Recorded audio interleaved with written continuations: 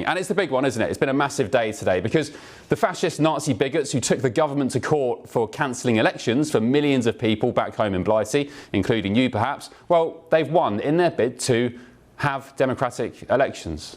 That doesn't make sense, does it? Well, I don't know. It doesn't sound very fascist to me. But anyway, it's one of the biggest screeching U-turns of this clueless government yet. I think it's their 15th, as far as I can tell. And there have been plenty, haven't there? Labour were due at the High Court this week to face Nigel Farage and his party, but this morning decided to scrap their undemocratic plans after lawyers told them they stood absolutely no chance of winning. 4.6 million of you will now be given the chance to send a message to this Labour government that they're not only inept and clueless, but totally incompetent in such a way that's sending our great country into the gutter fast. So for now, let's see what happens in May. But one thing that made me laugh today is the behaviour of the so-called Liberal Democrats. Look at this post on X from leader Ed Davey shortly after the government announced they'd bottled it. It read, "Liberal Democrats have fought tooth and nail to stop this stitch-up, and the government has been forced into a humiliating U-turn."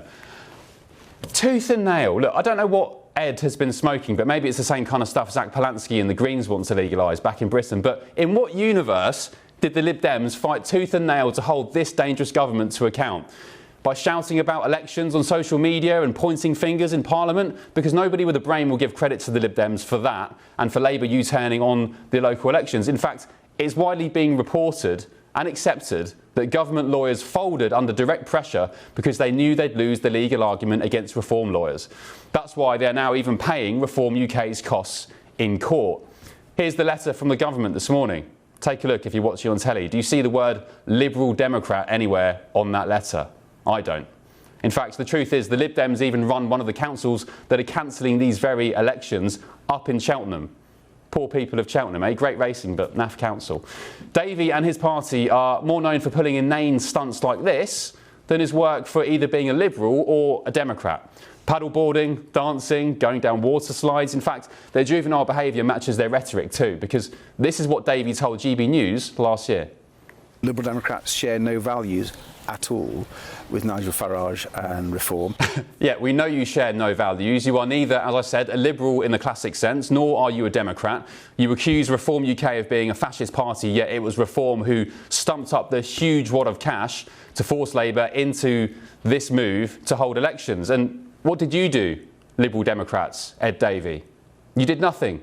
And yet you have the gall to take a victory lap on social media, pretending the Lib Dems actually made a difference to something. You didn't. Ed Davey has today proven once again that the Liberal Democrats are one of the most pointless political parties going. They were so useless last time they had a real chance at making change in government and to this country that they collapsed from 57 seats in the coalition down to just 8 afterwards. They were useless then, and they're useless now. An embarrassment if I ever saw one. Well, with me now, right on time, is former Liberal Democrat councillor Matthew Hbert. Matthew, good morning. Thank you for your company. Sorry for being a little bit harsh there, but I felt I should wear my heart on my sleeve this evening after seeing that Ed Davey post. What's your response to that, Matthew? This interruption is brought to you by ExpressVPN and their New Year deal. New Year, new VPN, and a huge saving of up to 80% if you act now. You're busy planning how to get in shape, but the hackers are planning how to get into your accounts. ExpressVPN locks down your connection so you can start the year protecting your data. So scan the QR code or click the link in the description now.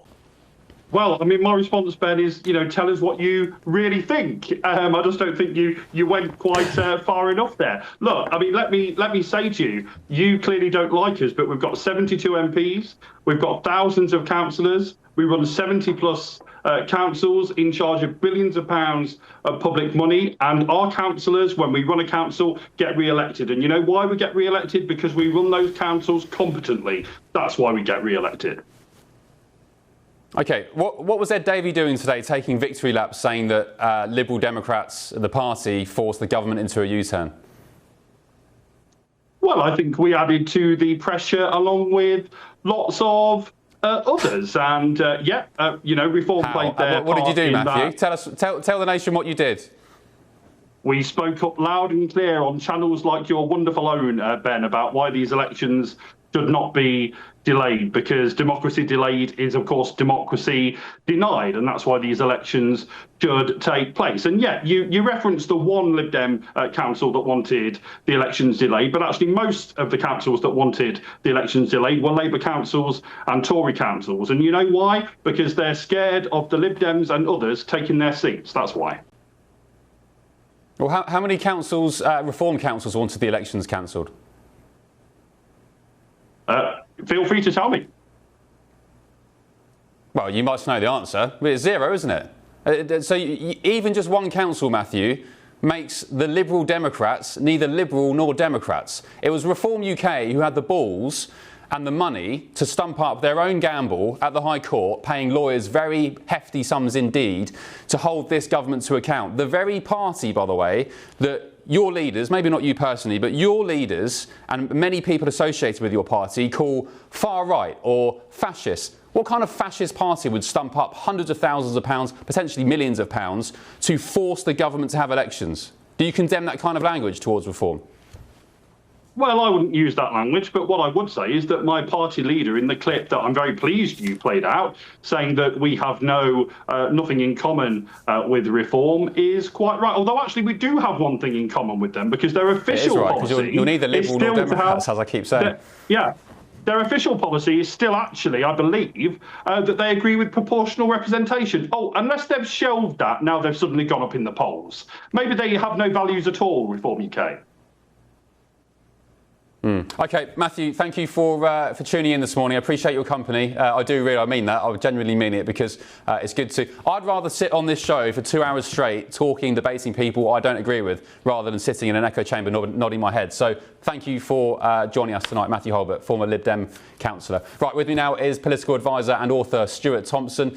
Stuart, good morning. Thank you for your company this morning on The Late Show Live. What's your take on this sorry situation? I guess wider in terms of Keir Starmer, the 15th U-turn from this government. They don't really stand for anything, do they? Well, they stand for plenty, Ben, and thanks for having me on this morning. I mean, look, take it back to why these elections were being postponed in the first place. It's because of local government reform. Now, that's taken longer than would ideally be, anticipated, but that's what caused the sort of initial round of delays. That reform will bring democracy closer to people. So the government is putting a lot of effort into rebuilding local government after the austerity years. So the reform of local government, the money for the places in money that they've announced, nearly sort of £6 billion worth going into local communities. It's a huge sum of money. So look, is this an unfortunate turn? Absolutely, it is, and everybody would rather have got that local government reform up and running in the first instance. But we are where we are. OK. What do you make of Keir Starmer's 15th U-turn, though? Because it does suggest... I mean, look, Keir Starmer, as we all know, was head of the CPS, head of public prosecutions. He prizes himself on being a very articulate and astute lawyer who was across the detail. But it seems, especially with this isolated case and maybe the 14 other U-turns he's done, that he and his government don't really think things through. If they did, why do they need to make so many U-turns? Well, because they listen to the evidence, they listen to people, and they make changes. You can have that, or you can have... Should they not listen to the evidence in the first place before making decisions? Well, sometimes the evidence comes to light after the initial decision is made. You don't always have all the information straight away. And frankly, 15 U-turns, if it is 15, are nowhere near the amount of U-turns undertaken by Rishi Sunak or Boris Johnson, which were in the tens, if not early hundreds. So look, all governments make U-turns. All government make changes. It's if they listen to the evidence and to the people, that surely is a good thing and is democratic. Okay. All right, well, I agree with you on that point, but I hate talking about the Tories and Boris Johnson and Rishi Sunak and all that lot. They are old news. We know how bad they were, but can you give us an example of a U-turn from Rishi Sunak? You've just mentioned it.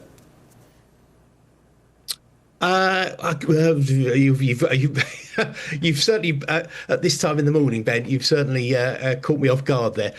Not off the top of my head, it's mainly the Boris Johnson ones that I can remember more than any others, because, whether it's being challenged through the courts on PPE or prorogation of Parliament, there was so many to remember that, they sort of, come back into my head. That's right, Stuart. It's early. I'll let you off. But it has to be said, on 15 U-turns is unprecedented for a government that's been in power for, 19, 20 months? I think you have to accept even just a minuscule of the argument, Stuart, that this government thus far, even for Labour voters, has been a massive disappointment, because the argument is levied at them. They have no ideology. Keir Starmer doesn't really stand for anything. He talks about an island of strangers one minute and then condemns it the next. He doesn't really know what he stands for, does he? No, I think the government does know what it stands for. Look, have the last 18 months been what people were expecting? Probably not. No, I mean the changes in recent weeks have sort of shown that to pass. But when you look at the changes being made to the NHS and the cancer plan, the cuts in the waiting lists for the NHS, the money going into local government, as I've mentioned, cuts on prescription fees. So no, there is a very clear agenda. Is that being communicated as clearly as the government would want? No, I don't think it is, and that will start to change. They still have 2.5 years before a general election, Ben, so there's still plenty of time to turn this around. But it needs to start showing that it is delivering. It is, but it needs to communicate that more effectively. All right, so I guess it's just a case of trust me, bro, it's happening, but it is happening. Stuart, you're a kind man. Appreciate your company this morning on the Late Show Live. Hopefully we'll catch up again soon. Political advisor and author Stuart Thompson. tvnews.com/your say. Let us know what you think about that. A little bit of breaking news to bring you in the Late Show Live studio. US President Donald Trump has said that he would be involved indirectly, quote unquote, in talks between Iran and the United States over Tehran's nuclear program. He also said Iran wants to make a deal. So he's saying that the Ayatollah in Iran wants to make a deal. This is despite, of course, and we've been talking about it for the past couple of nights, haven't we, about President Trump's promise, I interpret it as, that help is on the way to the 30,000 Iranian protesters who have been slaughtered in the streets in Iran by this despot Islamist regime. So President Trump tonight saying he would be involved indirectly in talks between Iran and the United States over their nuclear program. He said Iran does want to make a deal. My panel are with me. Matthew and Laurie, hello. Hi, how are you? Good evening. What should we talk about? I mean, not much to say about Iran there really, but in terms of local elections, it's a massive win today for Reform UK. Starmer and the lawyers bottling it before they got to court. It's a huge win. I mean, Nigel Farage said he's not going to have his day in court on Thursday, but the voters are going to have their day at the ballot box. And this is a tremendous win for Reform, as you've said, and I've been following the last several nights in particular. What is happening is a tremendous win for an upstart insurgent party that is making the case to the voters because the major parties in the United Kingdom are not bringing solutions to the table. And of course, Labour is the not ready for primetime players. Do you know much about Ed Davey, the guy we were just talking about? I haven't heard about the Lib Dems in 4 or 5 years. No, I mean, my argument tonight is they're utterly... Have you heard of them, Laurie? Not really. No, they're just totally pointless. Are they off the radar for everyone? They're like, look, I love the people of Stoke, but I'm a football fan, I'm an Arsenal fan, and I look at them as like Stoke City. They're just a pointless football club. Lib Dem is just a pointless political party. Taking victory laps today... Sorry, this has really wound me up today. Taking victory laps from Reform's big gamble, putting money... Benjamin Butterworth's down the line. Let's speak to Benjamin. Benjamin, what's your take on Ed Davey and the Lib Dem? What's the point of the Lib Dems? Well, I mean, they got a huge number of votes at the last election, and they have more members of Parliament than they've ever had. So I think it'd be wrong to dismiss those millions of British people that voted for them. I think evidently it was the legal challenge that pulled the government up. But, politicians are there to make the views clear in Parliament on behalf of the constituents, and that's what Sir Ed Davey did. Sir Ed Davey, well done. But it's the gall, Benjamin. Ed Davey taking to Twitter to say we have fought tooth and nail. I just think you are literally lying. What have they done, as far as you can see, to stop Labour cancelling elections? Well, I don't think he's lying, because they will have done things in Parliament, which is how democracy works. Well, you'll have to ask Sir Ed that question, or Matthew Hbert, as you had on a moment ago. But look, you know, I actually think that it's a shame that these elections will go ahead, because they will be happening in local authorities that are about to be ripped up and redrawn. And I just think it's deeply inefficient, a waste of public money, to elect people to run organisations that won't exist in 12 months. That's stupid. Why not just wait a little longer and then elect people to a body that will actually function? Because we've waited years. They were cancelled the first time round, and a democratic country doesn't run democratically if you don't have elections and hold the politicians who make decisions to account. What's your take, Matthew, on the facts that Benjamin there is saying we still shouldn't have gone ahead with these elections, cancel them even further, wait even longer? As an American, I mean, your whole country is founded on the idea of democracy and elections. Well, as Matthew Hbert said, democracy delayed is democracy denied. What is most fascinating to me about parliamentary governments as an American in a two-party system is the fact that a party like Reform UK can burst onto the scene in the last several years and make the case, whereas a party like the Lib Dems, who have taken many seats on councils, many seats in parliament, could be washed out potentially in an election like what's happening in May with the council elections. It's really fascinating as a political observer in the United States. Yeah, and what a coincidence that every single area, Laurie, that these elections were going to be cancelled, polling shows Reform would have wiped the slate clean with them all. If President Trump was cancelling elections, I know you guys, Laurie of the left, call Trump a fascist pretty much every day, but if he really was cancelling elections, Great way to have me you'd start, call him a Ben. fascist, no? Thanks for teeing me up there. You would call him a fascist, though, wouldn't you? Well, you do anyway. No, Ben, I'm not coming on here and doing that. No. Do you not call Trump a fascist? No, I'm not. No? Okay. I'm not out there in those rallying camps, you know, that are no kings rallies and saying all those crazy things. Okay. You guys want to lump all liberal Dems into. So nope, not me. Okay, I'll give you that. Lots of people from your side of the argument do throw that term around. Thank you. There we go. Right, Benjamin, thank you. Stick around with us. We'll be going through the papers very shortly. gbnews.com/your say. Let us know your thoughts. Still ahead tonight.